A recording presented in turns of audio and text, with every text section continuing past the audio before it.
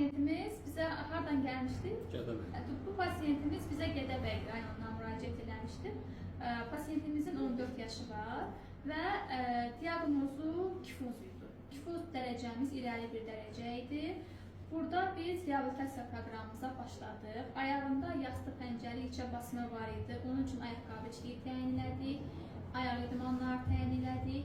Kifoz üçün korset və yenə də idmanlar təyin elədik. Bu gün 18 gündür gəlir. Nə hiss edirsiniz? Fərq var, irəliləyiş çoxdur. Gözlə görünür ki, yəni irəliləyiş var. Amma gözlə görünəcək dərəcədə artıq qamətində biz irəliləyiş hiss edirik.